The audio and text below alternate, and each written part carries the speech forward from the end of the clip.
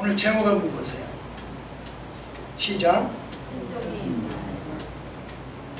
있나?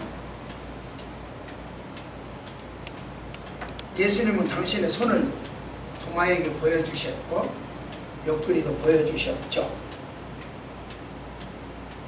만져보라고. 우리에게는 어떤 흔적이 있어요? 헬리건 보여? 이것이 남구에 사는 황제 펭귄이랍니다. 이 황제 펭귄은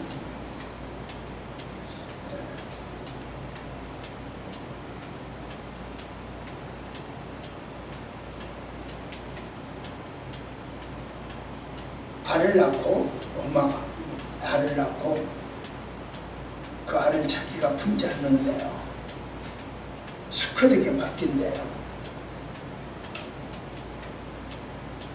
그리고 100kg가 넘는데 거기 가서 먹이를 잡아온대요. 그래가지고 펭귄이 걸을 때 이렇게 뒤뚱 그렇게 걷잖아요. 이게 걷는 폼도 좀 웃기죠. 그렇게 100kg가 넘게 걸어간대요. 먹이를 물어와.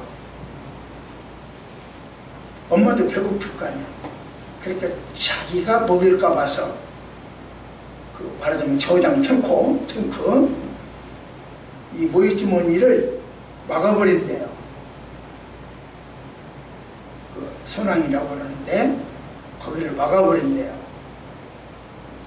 그렇게 막고 굶은 상태죠. 오는 거예요. 걸어갔다 걸어오는 거예요. 그렇게 어렵게 갔다 와서 보니 애기가 죽어버렸어. 새끼가 죽어버렸어. 무슨 일 때문에 그랬어. 그러면 애써서 가져온 먹이는 남아있고 새끼는 죽었어. 그 먹이는 어떻게 해야 되겠어? 절하면 죽은 사람은 죽은 거고 산 사람은 살아야 거니까 내가 먹을 것 같아.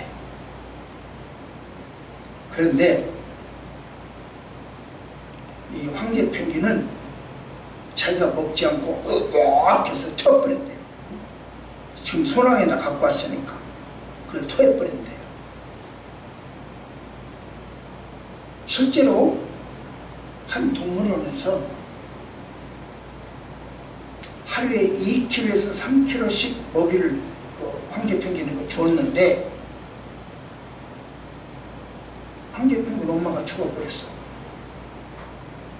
알고 보니 아사, 굶어 죽은 거야.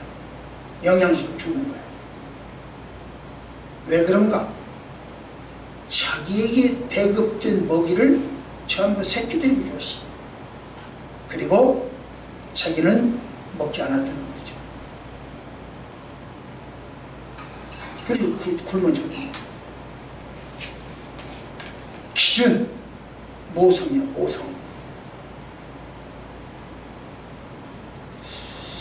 여러분, 그 개들이 새끼를 낳으면 혹시 봤는지 모르겠네요. 이렇게 새끼 항문도 하고 새끼 소변을 계속 이렇게 핥아요. 왜 그런가를 몰랐어요, 저는. 근데 요번에 이 설교를 쓰면서 알았어. 그 전에 걔들이 그냥 습관적으로 그러는가 보다 하고 말았는데, 저희들 보았죠. 그런가 하고 마음 무관심하고 봤는데, 이번에 이 설교를 한 4개월쯤 전에 썼는데, 그때 설교 쓰면서 알았어. 뭐냐면, 개들은 새끼를 하면 그 강아지가 젖을 먹잖아요. 그런데 대소변을 자기 스스로 못 한대요. 그러니까 엄마가 핥아가지고 나올 수 있도록 해줘야 된답니다. 안 놓으면 소위 우리말로 변비처럼 그렇게 해서 죽어버린대요. 그러니까 계속 언제까지 그렇게 하려면 엄마 젖이 떨어졌을 때, 그래가지고 이제 독립해서 밥을 먹을 때까지 그렇게 한대요. 개도 모성. 지난번에 내가 독수리를 공격하는 어미닭을 카톡으로 보여준 적이 있죠. 어미닭이 독수리하고 싸워서 게임이 돼요. 그런데 어미닭이 병아리가 있으니까 탈락되잖아요. 결국 독수리 새끼를 쫓아내버리고 말잖아요. 기준, 모성, 모정이 기준이요. 펠리건은 자기 새끼들이 병에 들어서 밥을 못 먹고 그렇게 죽어가고 있으면 자기 가슴살, 이게 찢기가 가장 좋잖아요. 네, 가슴살을 찢어서 피가 흐르면 그 피를 자기 새끼에게 먹여준답니다. 역시 모종, 이게 다 기준, 삶의 기준, 존재의 기준이 모전이었어요. 모성, 모종. 바울도 그래요. 바울이 복음을 전하는 환경, 100km를 뒤뚱거리고 가야 하는 그런 환경이었어. 우겨쌈을 당했고 답답한 일을 당했고, 고린도전서 4장 8절입니다. 박해를 받았고 겁구리틈을 당했고, 바울은 죽음을 달고 다녔어. 그 결과가 뭐요? 그렇게 어렵게 복음을 전한 환경, 어려운 환경에서 복음을 전한 결과가 뭐요? 바울은 사망이 있었지만 대신 우리에게는 생명이 있었어. 바울은 우리에게 생명을 주기 위하여 자기 자신의 환경은 그렇게 열악해도 마다하지 않았죠. 이처럼 바울은 복음을 전하기 위하여 엄청난 고난을 당했습니다. 하지만 바울은 굽히지 않았죠. 복음 전하는 일에 총력 내전을 다했죠. 왜요? 왜 이렇게 바울은 복음을 전하려고 할까요? 왜 이 무더운 여름에 여러분들은 교회에 오시며 왜 여러분들은 복음을 들고 나가야 합니까? 왜요? 왜 그렇게 애써서 복음을 전하는 거예요? 오늘 본문 말씀을 통해서 그 바울의 복음 전하는 이유를 좀 보자고요. 그리고 그렇게 전한 결과가 뭐야? 결과가 뭔지 한번 말씀을 통해서 찾아보도록 하겠습니다. 시작. 오늘 내가 여기까지만 고린도후서 4장 16절부터 18절까지만 읽었는데, 바울이 거기에 열심히 복음을 전한 이유가 나와요. 그 다음부터 이제 또 그 결과가 나오고, 그래서 내가 이유만, 시간이 그렇기 때문에 이유만 이야기를 해요. 바울은요, 하나님의 영광, 영원한 영광, 내가 복음을 전하면 그 대신 나에게 돌아오는 것은 영원한 영광이다, 그 단어를 믿었어.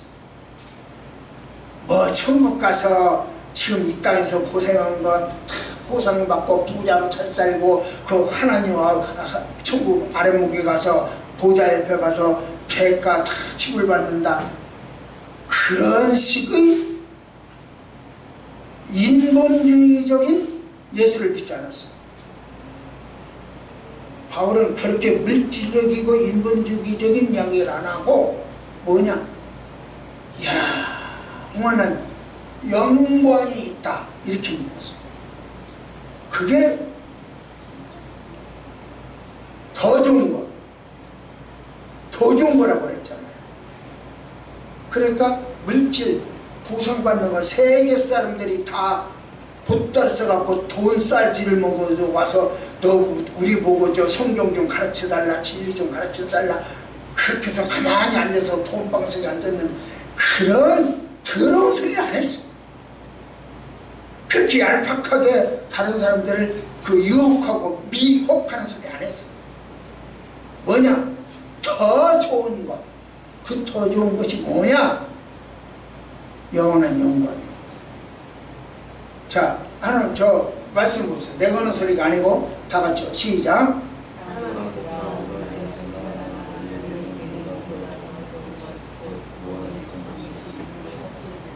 더 좋은 것. 세계 사람들이 돈 보따리 싸들고 와서 가르쳐달라고 쫑알 주자 못 부른다?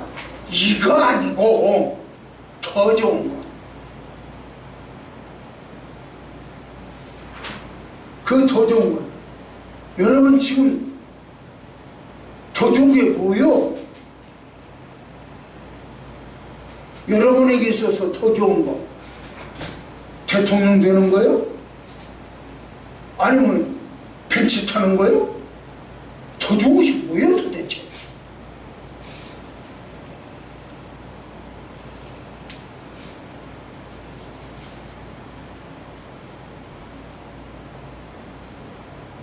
운동선수가 그 손흥민 아빠 운동선수 그 문제가 뭐 일어나더라고요. 그 운동선수들이 힘들게, 여러분들 지난번에 김연아 씨의 그 다리 발을 내가 한번 영상으로 보여준 적이 있죠. 말 표현하기가 우습지만 그렇게 표현하면 안 되지만 나 환자 발 같았어. 얼마나 터덕터덕한지. 그렇게 연습을 한 이유가 뭐요? 더 좋은 거. 우리에게는 이 땅의 고통보다 더 좋은 것, 이 땅에서 올림픽 금메달보다 더 좋은 것, 그것 때문에 고통과 비난도 조롱도 견딜 수 있는 겁니다. 자, 봅시다. 시작. 그러므로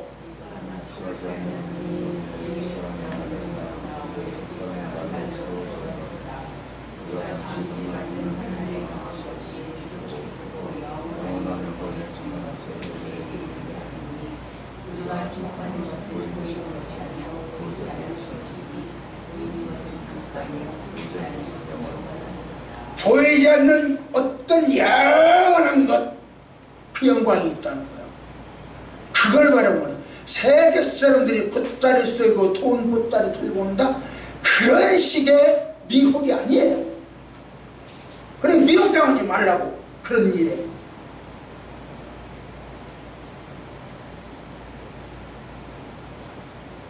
그래서 문제가 있다는 거죠. 더 좋은 것, 보이지 않는 것, 잠깐 있다 없어지는 것, 더 좋은 것.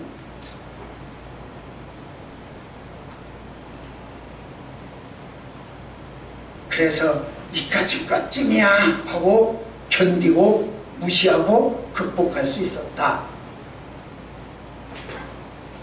그런 점에서 우리가 이 땅에서 고난을 당한다는 것은, 지금 나에게 고난이 있어, 아, 장차 영원한 영광을 주시기 위한 방법이구나. 얼마나 좋아요. 그러니까 이 환난과 고통을 견딜 수 있는 거예요. 오늘 날씨가 안기 때문에 우리 권사님 잘 기도하셨죠? 근데 왜 이 무더운 여름철에 와서 하냐고. 저는 집에서 걸어왔어요.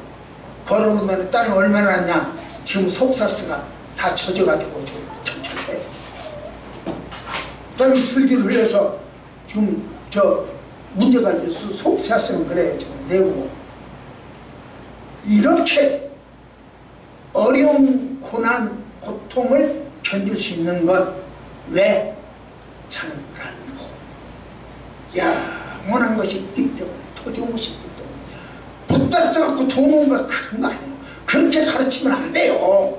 그건 성경대로 가르치는 것 같지만 성경을 이용해서 미혹하는 거예요. 성경 내용은 그거 아니에요. 자, 보세요. 시작.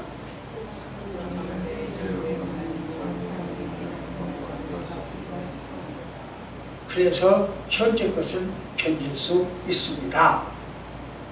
이렇게 영광을 확신했어요, 바울은. 그래서 그 어렵사리 복음을 전했다. 그런 이야기입니다. 그 다음에 바울이 또 그렇게 복음을 전한 이유가 뭐냐? 이제 고린도후서 5장 1절부터 7절까지 그 내용이 나와요. 5장 1절부터 7절까지가 그 내용인데 너무 길어서 본문이 길어서 안 읽었어요. 그냥 이렇게 이야기해요. 천국의 영생을 확신했기 때문에요. 영생, 천국의 영생이 있다. 그걸 확신했기 때문에. 내가 이렇게 복음 전해야 제사장이 되고 제사장급이 돼야 하늘나라 갈 수 있고 이런 식이 아니란 말이에요. 그런 식이 아니고 거기에는 영생이 있어. 그러니까 내가 복음을 전하면 그 영생은 내 것이 돼. 상급으로 주어지는 결과야. 내가 제사장급으로 높아져서 평신도에서 제사장급으로 돼가지고 14만 4천이 되면 하늘나라에 간다? 영생을 한다? 그런 식이 아니란 말이에요. 그래서 그건 고린도후서 5장 1절부터 7절까지 내용이에요. 중요한 것은 우리에서 사람에게는 소망이 있으면요 견딜 수가 있어요. 아우슈비츠 감옥이죠. 거기에 이 벽에 천국 소망이 있었기 때문에 그들은 거기다 벽에다 낙서처럼 천국 소망을 그려놨고 그래서 견딜 수가 있었던 거예요. 저 말씀 봅시다. 시작.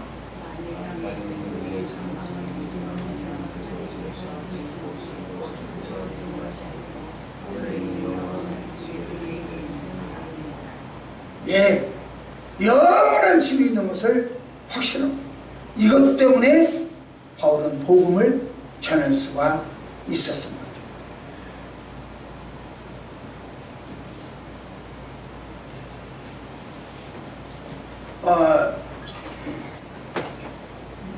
로마의 그 원형 경기장에서 사자들이 굶주린 사자들이 와가지고 저기를 했잖아요. 그죠? 사람들 거기 순교자부터 죽였잖아요. 근데 어느 엄마하고 소녀가 사형을 당하게 됐어요. 잡혀가지고 예수 믿으면서 발각돼서 그 원형 경기장 안에 로마의 원형 경기장 보셨죠? 잠시 체육관 부스였죠. 거기다 넣고 이제 사형을 사자한테 잡아먹으라고. 그러니까 한 가운데다 세워놓고 사자가 으르릉대고 이제 저쪽 창고에 아직 안 나와가지고 으르릉대고 있어요. 그러니까 이 소녀가 그 사자를 보고는 무서워서 덜덜덜덜 떨어. 엄마 이 치마자로 붙들고 있어. 그러니까 이 엄마가 그 아이한테 최고의 위로를 해줬는데, 저는 그 얘기를 듣고 참 그래요. 최고예요. 근데 지금 말하자면 희망하는 것이, 할아버지 어떻게 지금 이러는 거죠. 사자가 오니까 나오니까 할아버지 어떻게 하면 좋아, 엄마 어떻게 하면 좋아, 뭐 이랬겠죠. 콧물도 다 흘렀겠죠. 그러니까 엄마가 이야기합니다. 꽉 품어줘요. 두 손으로 품어주면서, 얘야 두 눈을 꼭 감고 있어. 그럼 아무것도 사자가 안 보이잖아요. 꼭 감고 있어. 그리고 네가 눈을 떴을 때는 천국이야. 사자가 와서 먹은 다음이니까 네가 눈을 떴을 때는 천국이 되겠죠. 소망이 있으면 무서움이 없어요. 소망이 있으면 누구한테든지 할 말을 당당하게 해요. 그게 바울이에요. 그래서 바울은 복음을 열심히 전한 거다. 뿐만 아니라 바울에게는요, 5장 그 고린도 후서요 5장 8절부터 10절까지 보면, 자 봅시다. 시작.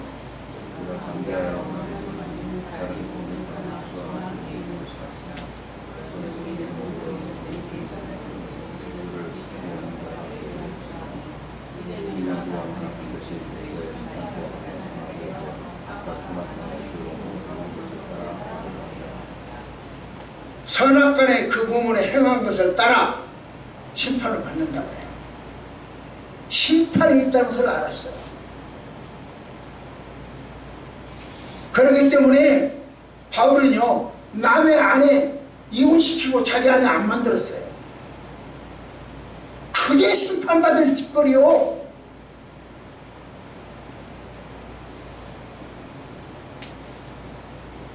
선악간에 심판을 받아요. 바울은 그걸 알았기 때문에 열심히 복음을 전해요. 복음을 전하는 이유가 있어야 돼요. 확신은 영생을 확신했고, 영생이 주어지는 것을, 영광을 확신했고, 그 다음에 심판이 있다는 것을 확신합니다. 이래서 복음을 전하는 거예요. 제사장 되려고 복음 전하는 것이 아니오. 우리 교회 부흥시키기 위해서 복음 전하는 게 아니라니까요.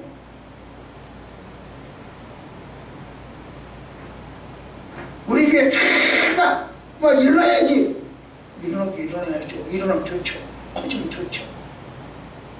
그러기 위해서 복음 전하면, 복음 전하는 목표가 틀린 거예요.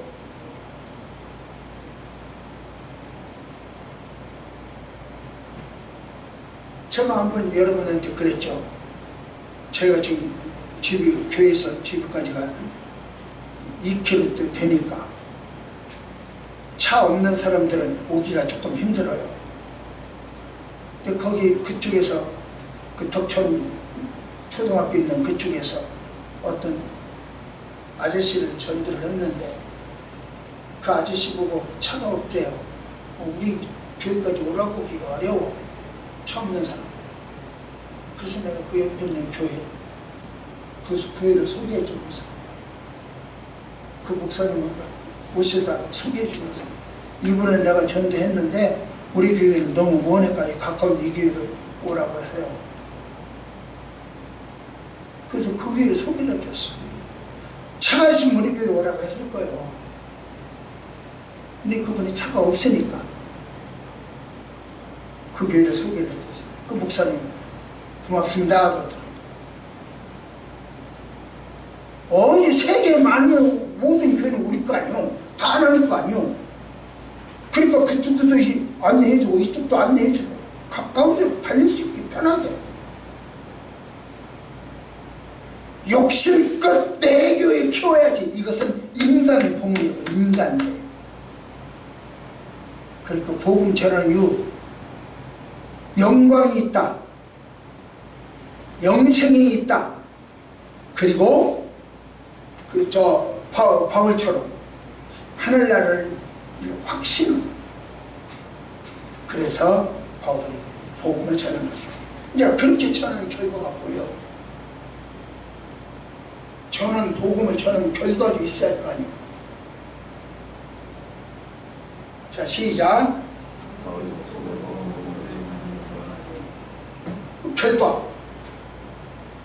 제사장이 됐냐? 그래서 하늘나라 가냐? 자, 여기가 이제 갈라디아서 6장 14절부터 17절까지 그 결과가 나와요. 근데 제가 그렇게 본문이 길어서 다 안 읽었어요. 그러나 본문은 일일이 다 설명을 해드리죠. 자, 봅시다. 시작.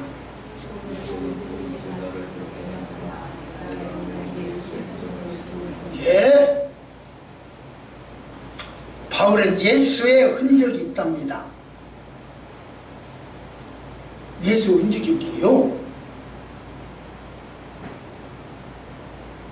예수의 흔적. 바울도 십자가를 못 박혀 손에 흔적이 있었나? 바울도 옆구리 굴 찔려가지고 그 흔적이 있었나? 예수의 흔적. 또 바울도 머리에 가시관을 써서 상처가 있었나? 예수의 흔적. 도대체 바울이 말하는 예수의 흔적 뭘까? 도대체 바울이 말하는 예수의 흔적 볼까요? 제가 보여드릴게요. 바울이 가진 예수의 흔적 보여드릴게요. 성경을 이렇게 해야 성경대로인 거예요. 자, 시작.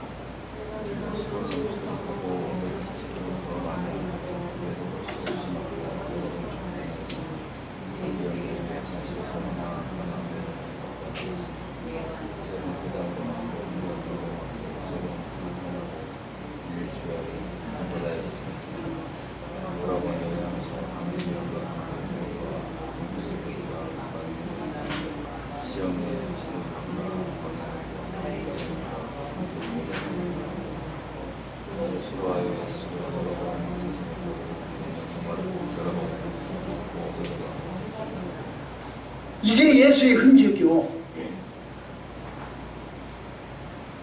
바울이 가지고 있는 예수의 흔적.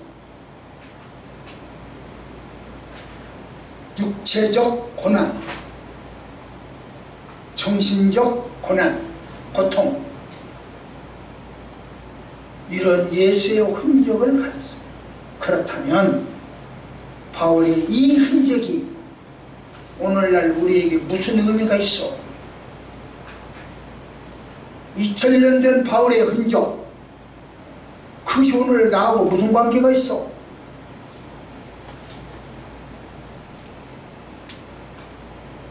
예수 그리스도의 고난이 우리 것이 되어야 합니다. 바로 그 이야기요. 예수 그리스도의 고난이 바울의 고난이 되었던 것처럼 예수님의 고난이 나의 고난이 되어야 합니다. 바로 그 이야기요. 따라서 예수가 당한 십자가 없이는 영광도 없어요. 예수의 고난이 나의 고난이어야 하니까. 예수의 십자가는 나의 십자가, 예수의 영광은 나의 영광이요. 그러니까 고난 없는 영광이 없어요. 그래서 사실 예수 믿는다고 핍박받고 교회 작다고 멸시당하고 조롱당하면 그게 바로 예수의 흔적이요.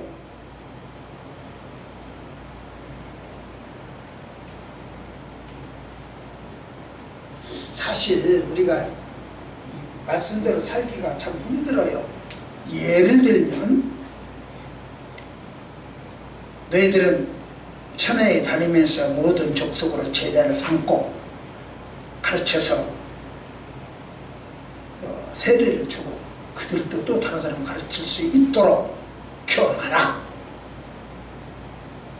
그게 지금 우리는 그 일을 실천하기 위해 하나의 방법으로 네팔의 성토 신학들을 세워서 가르치고 세례주고 나가서 전하게 하죠.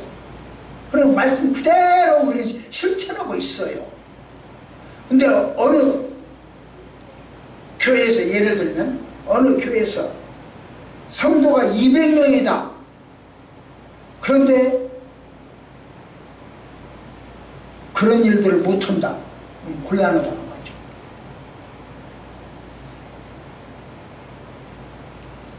참 그런 식으로 보면 좀 어려워요.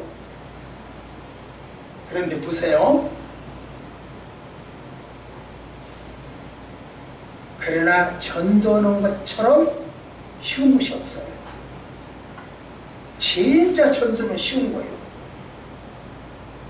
지금 이야기하면서 제가 전도를 어렵다 그랬는데 아니요. 전도해보면 전도처럼 쉬운 게 없어요. 한번 볼까요? 왜 그런가? 보세요. 시작.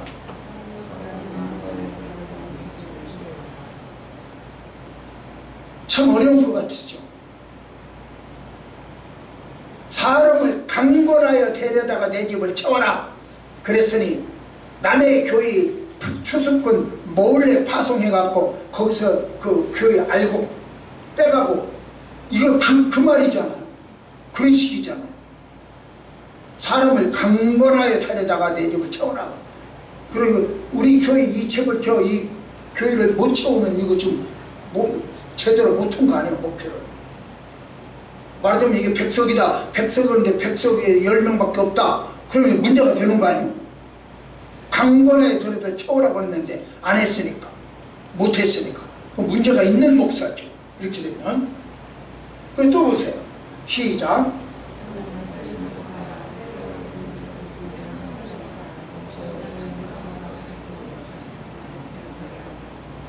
때를 얻든지 못 얻든지. 그러니까 복음을 전할 때인지 아닌지. 지금 야 임마 분위기 좀 봐서 예를 들면요. 극장에 가서 지금 영화 보고 있는데 옆에 사람한테 복음 전한다? 그 때를 얻든지 못 얻든지 말이 돼요?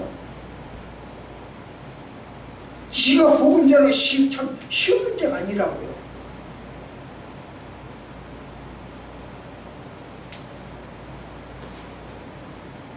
지금 연극 클래식 오페라에 가서 지금 그 음악을 감상하고 있어. 그런데 옆에 사람이 예수 안 믿으니까 그 사람한테 거기서 하나님은 당신을 사랑하신다고 전도할까요? 때를 얻든지 못 얻든지. 그러니까 그런 식으로 설교하고 그런 식으로 적용하지 말아라. 그리고는 성경 그대로 했다고 그러지 말아라. 또 보세요. 시작.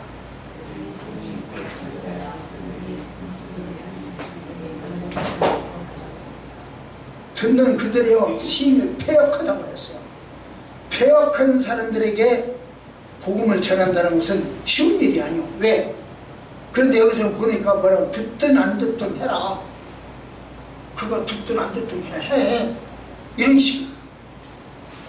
그래서 상대방이 뭘 듣고 싶어 하는지, 뭘 알고 싶어 하는지, 뭘 배워하고 싶은지도 모르고는 계속 자기 말을 따따따따따따따 자기 말을 해. 그러니까 아유 당신하고는 이야기거리가 안 돼. 수준이 안 맞아.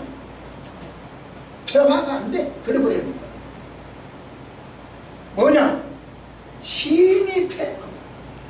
마음이 심히 패.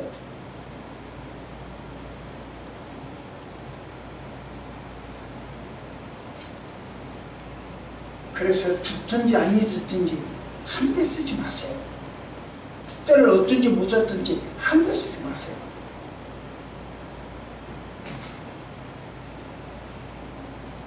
제가요 안 권사님 지금 현대아파트 살죠? 한신인가? 제가 현대아파트 옆인가? 여기 거기 가서 복음을 전하는데 아침 일찍 갔어요. 아침 일찍 가서 복음을 전하는데 어떤 아저씨가 여름이라 문을 활짝 열어놓고 저기를 하더라고요. 앉아서 뭘 하고 계시더라고요. 그리고 두 칸, 양 두세 대만 올라가지 않았고 저 에르바트식은 거기서 그중에 한 집은 문이 닫혔고 한 집은 그렇게 열려있어요. 그래서 이제 예수를 이제 어쩌고저쩌고 하니까 쫙 그냥 물에서 눈에서 독이 튀어나와요. 불이 튀어나와요. 그럼 당신 뭐야? 멱살을 깎죠. 지금 이 시간에는 남편들이 다 출근하고 아내들만 있는 시간이요. 당신들이 이렇게 아파트 설쪽설쪽 올라와서 여자들만 있는데 뭐 하는 거야? 멱살을 딱 뜯는데 갑시다. 경찰로 갑시다. 경비서 끌고 가요. 에르부터 타고 내려왔어. 경비한테 왜 이 사람 집어넣었어? 여자들만 있는 안학년들만, 그리고 안학년이라고 하더라고. 안학년들만 있는 이 시간에 왜 사람들이? 이게 나는 예수의 흔적이라고 봐요. 예수의 흔적이 나에게는 손바닥이 없어요. 예수 흔적이 없어요. 옆구리 없어요. 머리에 가시관이 없어요. 요즘은 그렇게 안 해요. 물론 지금 다른 나라에서 중동 국가에서 하는 나라도 있지만 우리나라에서 그렇게 할 수가 없어요. 제가 한동안 저 상무 아파트 있는 그쪽에 살았던 적이 있어요. 그쪽에 교회가 있는 적이 있었어요. 그거는 이제 2~3층짜리 그 연립주택, 단독주택이래요. 어느 한 집에 복음을 전하러 이제 가서 복음을 전하는 겁니다. 단독주택이니까. 그리고 이제 똑똑 대문을 열고 들어갔는데, 왜냐하면 대문이 조금 이제 열려있어. 그 안에서 어떤 할아버지가 마당을 쓸고 있더라고요, 비로. 뭐요? 저에서 이런다, 이제 복음을 전하려고 그러니까, 에이, 재수없어. 그러더니 빗자를 가지고 후리쳐요. 마당 쓸다가 그 빗자를 후리치더라고요. 나는 이것이 복음을 예수의 흔적이라고 봅니다.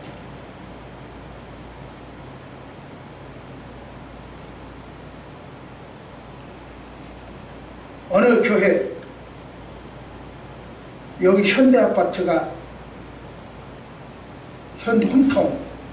홈타운이 이 평촌에서 가장 늦게 개발되었고 입주를 가장 늦게 했어요.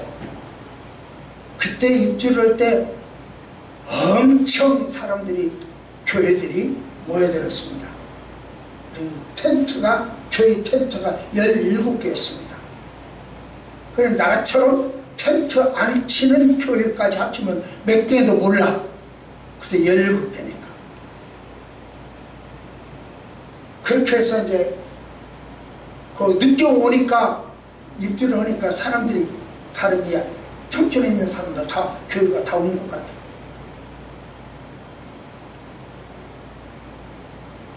그렇게 해서 하여간 아침부터 저녁까지 매일 6개월을 쉬지 않고, 하루도 빠지면 주일은 빠졌지만 하루도 쉬지 않고 복음을 전했어요. 저는 예수 믿는 사람들 데려오는 것이 아니고, 우리 교회로 안내하는 그건 전도가 아니고 안내요. 그건 아니고, 어느 교파에서는, 이단 교파에서는 그렇게도 하던데, 저는 그렇게 안 해요. 그것은 안내지, 전도가 아니에요. 전도는 뭐냐? 예수 그 사람이 안 믿을 때 믿도록 만들어주는 것이 전도예요. 근데 그렇게 해서 복음을 전해가지고, 다 큰 가정을 진짜 예수 믿기로 하고, 우리 교회를 나오게 하고, 그 젊은 부부, 이제 애기가 조그만 애고, 안녕하지, 지금 그 정도 될 거야. 좀 젊어. 그래서 우리 교회 교표를 갖다 다 붙였어요. 밑에 어때요? 그리고 2, 3일 후에 다시 가보니 아직 주일이 안 됐으니까 다른 집도 이제 전도를 해야 되니까 그분 놔두고 2, 3일 후에 거기 가봤더니 세종안교회 교육으로 딱 바꿔줬어. 그때 마침 그 주인 남편 주인이 있어.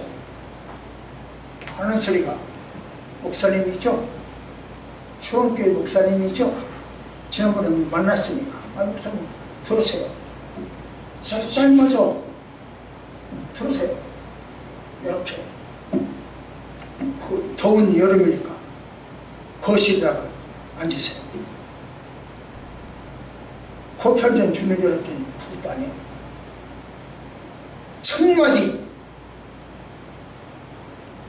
첫 마디가 뭔 줄 알아? 목사님, 이 짓 안 하면 못 먹고 살겠습니까? 그러더라고요. 이 짓이야. 이 짓 안 하면 못 먹고 살겠습니까? 깜짝 놀라고 무슨 말인가? 알고 보니 내가 다녀간 다음에 세종안교회 전도대들이 와서 이야기하기를 저 교회는 개척교회고 저 교회에 가면 고생하면서 예수 믿게 될 거요. 봉사를 해야 될 거요. 그 당시 자기 교회 세종안교회 1,500명이었답니다. 우리 교회에 오면 아주 편하게 할 수 있습니다. 저 교회 가서 총교회 가서 고생하고 예수 믿을라요? 우리 교회 가서 편하게 예수 믿을라요? 그리고 바꿨대요. 그리고 뜯어버리고 바꾸더래요.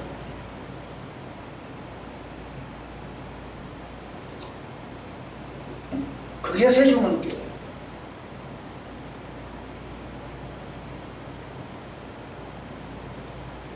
제가 그 말을 듣고 참 충격이 컸어요. 이것이 예수의 흔적이다. 이 예수의 흔적을 가지고 평생 살 수 있게 해주세요. 이 기도를 하면서 그 다음에 내가 뭘 이야기해요? 교회에서 복음을 전하는 것이 목사들 아기다툼으로 보는구나. 성도들이 먹고 살기 위해서 상대방하고 아기다툼하는 것이 전도구나. 그렇다면 나는 국내에서 먹고 살기 위해서 아기다툼은 하지 않겠다. 그들에게 양보를 하고 한 세대 한 식구들 그들에게 양보를 하고 나는 아기다툼이 없는 나라 가야겠다. 그래서 대파를 한 거야. 그래서 교회는 이 국내 선교를 내가 신경을 안 쓰고 해외 선교를 신경을 쓴 거예요. 그래서 그렇게 여보 싸울 일도 없죠. 그럼 거기 가도 선교사들끼리 또 그럼 없냐? 이제 그 다음 문제고. 아무튼 그렇게 했어요. 이 일을 여러분들은 하고 계세요. 그래서 나는 대한민국에서 아니 세계에서 우리 같은 교회가 그렇게 해외에다가 매월 200만 원씩 주면서 저 선교사를 파송하면서 해외 선교를 하는 교회는 난 없다 그렇게 봐요. 아직 복만 남았거든. 있는지도 몰라요. 그러나 내가 만나본 중에서는 없어요. 그래서 여러분들이 세계에서 가장 신앙생활 잘합니다.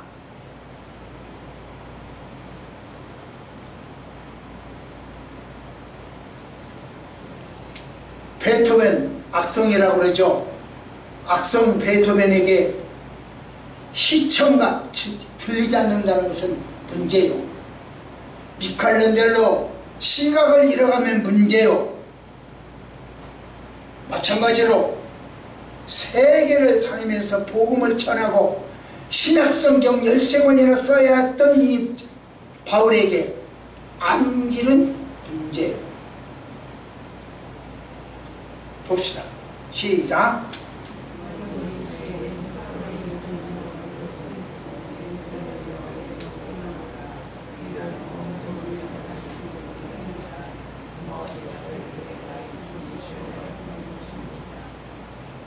예수님은 당신의 고난의 흔적을 도마에게 보여주면서 도마를 회심시켰어요. 믿게 했어요. 여러분은 무엇을 보여주면서 믿게 하시겠습니까? 그래서 우리는 예수의 흔적이 있어야 돼요.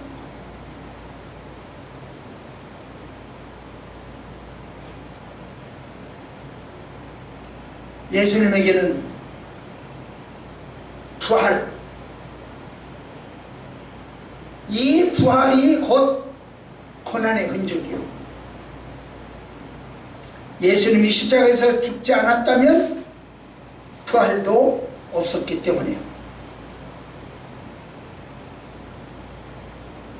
그래서 바로 이 고난 없이는 영광도 없다 그러는 겁니다. 말씀 봅시다. 시작.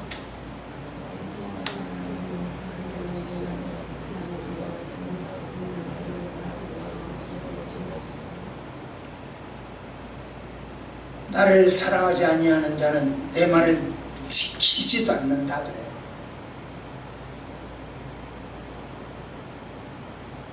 어떤 면에서는 예수님은요, 독설이요, 자기만 뭐 하겠다는 것도 똑같아요. 우리나라 어떤 사람도 그러잖아요. 내가 다 한다, 계시록을 나만 한다, 세계에서 나만 한다. 아주 독설이죠. 혼자 잘난 체 다 하는 거죠. 다른 사람은 영 개똥을 하는 거죠. 그러나 예수님이 이 말씀이 독설인 것처럼 보이지만 그 말을 믿으면 진리가 돼요. 그렇기 때문에 많은 사람들이 미혹당하는 거예요.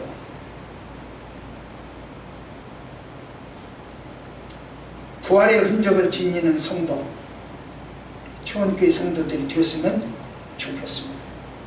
말씀을 맺겠습니다. 바울이 이 땅에서 당하는 금식, 아주 극심한 어려움, 고난, 고통, 그런 것을 다 견디면서 복음을 전하는 이유, 견딜 수 있었던 이유. 시작.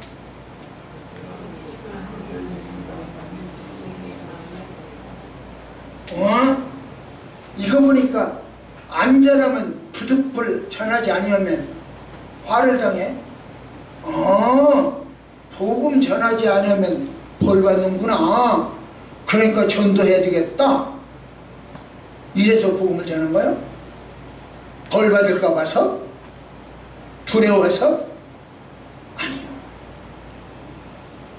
그 이야기가 아니고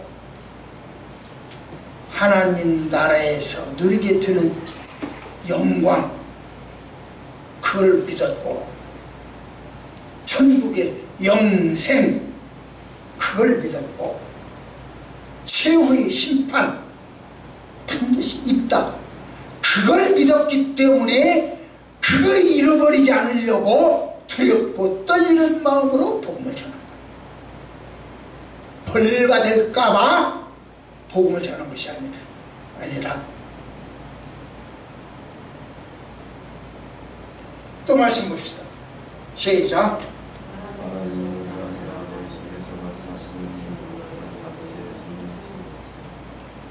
성령 충만하면요, 어떤 어려운 상황 속에서도 말할 수 있어요. 그래서 식당에 가서도 기도할 수 있고, 밥 먹고 나오면서도 복음을 전할 수가 있고, 버스 안에서도 복음을 전할 수 있어요. 성령 충만한 사람의 모습이요.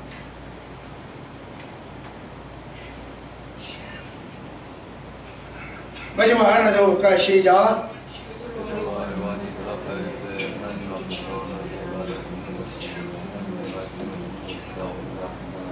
예, 하나님 앞에서, 사람 앞에서 하나님 말씀을 듣는 것이 맞냐?